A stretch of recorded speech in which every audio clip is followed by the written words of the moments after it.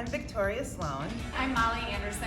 I'm Neha Prabhu. I'm Anna Markali. I'm Andrea Rappaport.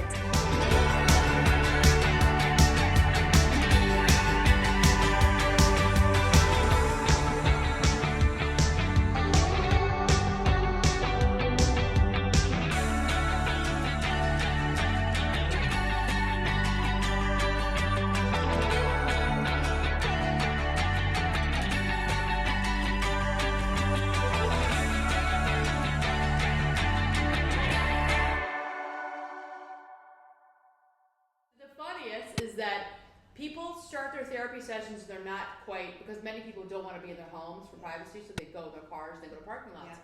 So the session starts, or the life coaching session starts, and they're not quite there yet, and people are FaceTiming me with a phone in their crotch. So I'm looking up. That's a great angle for everyone. Yeah, I'm looking up, I see the thighs. You're like, do you need help or does your vagina? Yes. I'm in their vagina. I'm like, and I She's say a little bit. I'm That like, happened on Sex and the City.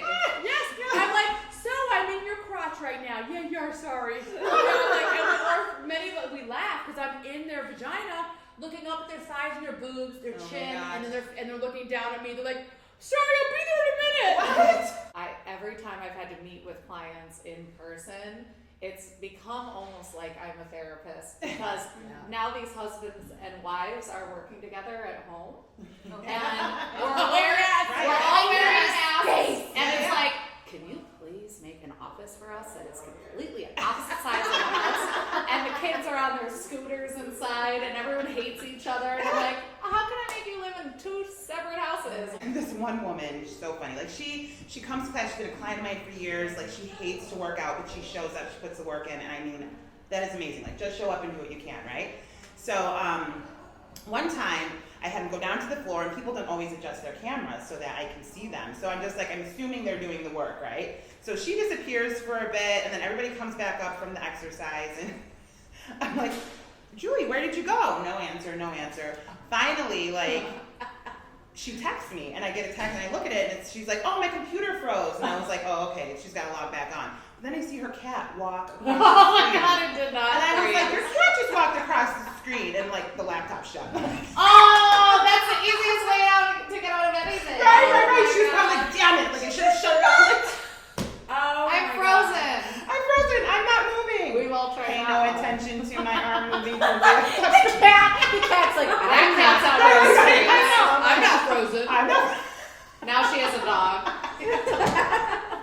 this last year has just bitch slapped them, you know, and they don't know what to do with themselves. They don't know what to put on their bodies. They don't feel good in anything. And now, like, the world is starting to open up, and they have these places to go. They're like, I don't recognize myself. Yeah. I don't know how to dress this person. I don't like this person. Dress for who you are right now. Like, I get that you right now are a size 10 and you're used to being a size 8 or a size 6, but you have to lean into this, and there are ways that you could still feel great about yourself. And the same thing with like hair and makeup, or just taking care of yourself. I mean, I think we all forgot how to do that. I do this for a living, and I even went for months where I stopped. At one point, it was like I was looking in the mirror and I saw how I felt. So many other people, I mean, are going through this and don't have anyone to lean on. Because any major thing in your life, whether it's a divorce or losing a job or a death in the family or something, it will bring you to your knees, right? Like you will see the very worst part of yourself. Yeah. And it's hard to keep up with friendships. It's hard to feel like you want to go to work because everything just stops. For a lot of people, they're like, when you couldn't go anywhere and you didn't spend money, you suddenly realize, like, I like having like a cushion. I like feeling a little bit more in control of my money and my life, and I know how to properly value things now that I have so few choices. Like, I know that I want to have experiences. I don't really want to go and spend $400 at Target. Like, Wait, I'm sorry. Hold on. Hold on while I wrap my head around that.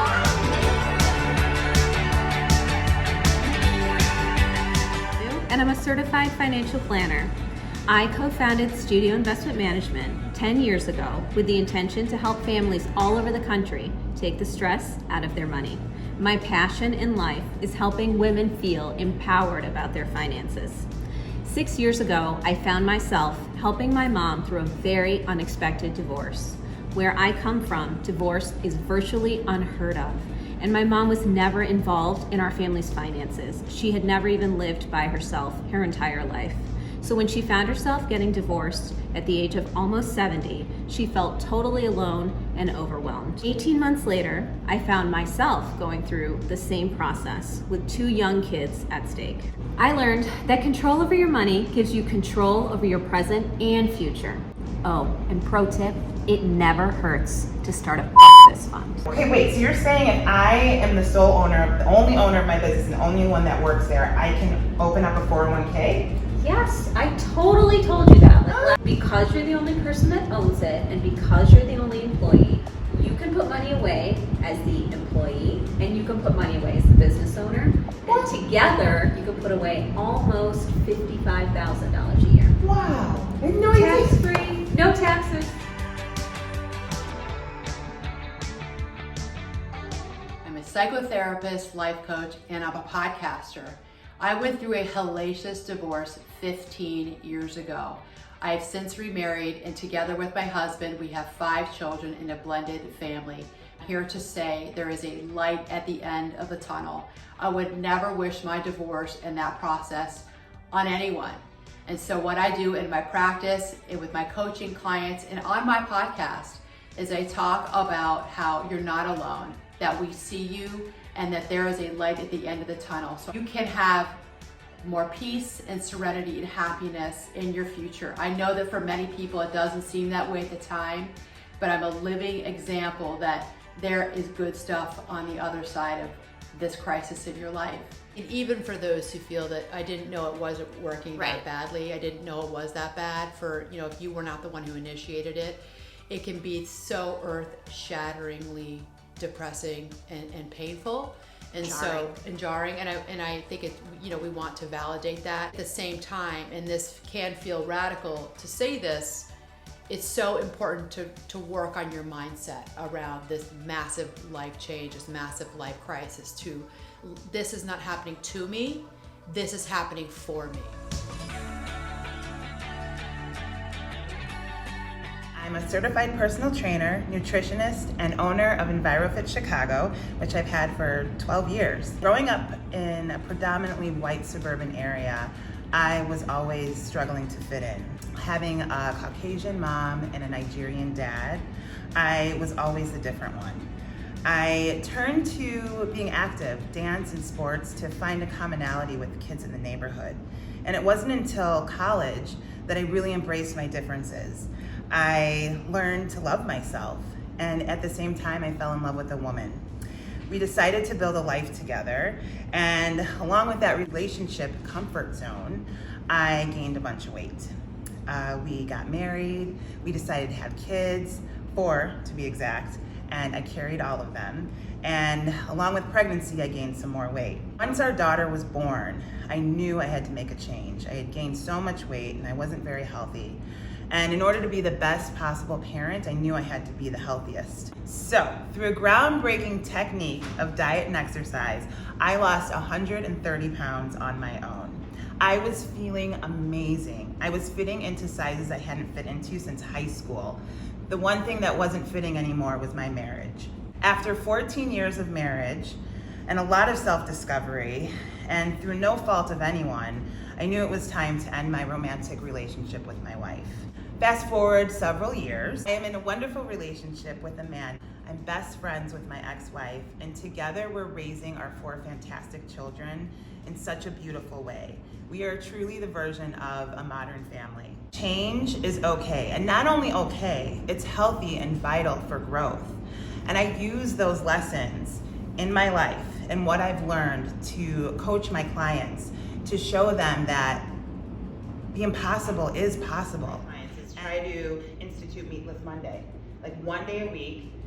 vow to not eat any meat, right? You can take out meat, you can take out dairy. There are so many amazing alternatives now for dairy and meat substitutes. Or like But I beds find of with oats. oat milk, it's the best substitute in baking. And I mean, because it's so full, it's Better than full, almond milk? Yeah, it's full body, like it's creamier. It just has that, like almond milk can, I mean, it's good, but I don't feel like it has that smooth, That like, same mouth. mouthy feel. I own my own design company in Chicago, Illinois, Molly and Olive Design. I grew up in Michigan in a very meticulously decorated home and learned to love decor because of the way my mom decorated. I mean, I can physically remember putting up wallpaper in my Barbie dream house. And fast forward, my then husband and I at the time purchased a previously owned rug company, and my job became finding artists, working with the mills to turn their artwork into handmade wool rugs, and I loved it. I created my own children's rug line, Rug-a-Muffins, and that really took my love of design to more of a driven passion. From there, I had friends and family hiring me. I found myself in a Benjamin Moore store. Someone came up to me and said, "I cannot choose these paint colors. Are you an interior designer?" And I just looked at them and I said yes, which was totally false, but I believed it. And from then on, I have. And I grew this business. Through COVID, went through a divorce, which was obviously smart because everyone was so bored during COVID. So I thought, let's make it sadder. What I've learned is that we all deserve to be happy. My family, my friends, and that means my clients too. A client of mine does not walk into their home and instantly feel happy and calm, then I know I haven't done my job. I think that ambiance creates a mood, and every single day we walk out the door, we carry that mood with us, and I want to make sure that I'm providing that mood as a positive one. Sometimes you can make this more of like a colorful arrangement, and some of these bindings will have different metallics on them, or some might be hot pink or bright orange. And I think we could make this look like it's a design feature, but it can also be functional for you. But we don't need these. Awesome.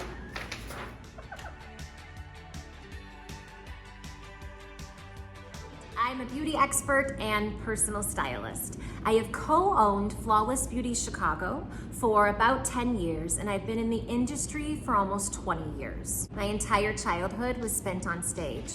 My dream was to be on Saturday Night Live. As an adult, I pursued a career in comedy and was actually on the path towards making my dream happen when everything came to a screeching halt with my very own Me Too moment. And it's embarrassing to admit this, but I actually believed the words from my abuser, if you will, that I wasn't good enough. So I stopped. I stopped performing, I stopped working as a comedian and actor. During that time, I got married and I had 2 kids. And I tried my very best to suppress who I really was and what I really wanted. I thought that if my life looked good on paper, that I would just be happy. I was suffering big time, falling apart. I had panic attacks that were so bad, they ended with ER visits, and I actually ended up losing about half of my hair. My life was not working. I was in a loveless marriage with 0 security. That was not going to change unless I changed it. So I did. My divorce was finalized about a year ago, and that process brought me to my freaking knees. But life for me is so much better now. And here's what I've learned. Investing in yourself matters. It will always be worth it because the person you see in the mirror matters. Miles, Yeah. did you know Make me look that fresh. I am that if you are in a pinch, you can just take a tiny bit of your lip gloss and pop it on your cheeks like little like tink, tink, tink, tink. It's a tiny bit like sticky, but it really does work. Like if you're looking a little washed out, like especially in the winter, you know what I mean? Or all year round for me. All year round. I See look- how fresh you look? Oh my god, do I look dewy? You're a beautiful daisy. Look how beautiful. Are you my booby? Bubby. What's a booby? I don't know, I'm not Bubby. Jewish. Bubby. Bubby, mazel. Is to always automate your savings. Set it up so that the money never hits your bank account, you never have a chance to see it, and by the end of the year, you will be shocked at how much money you can put away for yourself. Get out in nature. Once or twice a week is all you need, but get out in nature. Number 2, get off social media. I know that we're all on it, but it's so important to take time away from social media. And number 3, reach out to a friend or family member. Get that connection back if you've lost it. We know that these 3 tips help us in our mental health and wellness. Start small. Instead of trying to lose 40 pounds, shoot for 5. By setting small, attainable goals, not only will you set yourself up for success, but you'll stay motivated and you'll be on the path to where you want to be in a safe and sustainable way. You've got this. My takeaway is that if you have a piece that is an heirloom in your family, make it work. It doesn't matter how old it is, what the style is, you can make it work. However, if it has a negative emotional attachment to it, get rid of it. I do not care how expensive it is. The emotional tax is not worth it. Guys, if you're not gonna wear a lot of makeup or any makeup, at least do your eyebrows. And here's why. Your brows shape your eyes and your eyes tell the story. And when it comes to clothes, find one feature that you really want to pull focus to. It can be like a really obnoxious necklace. Molly, come here. Just kidding, we love it. Or a hot pink shoe. But one pop of color usually does the trick. Oh,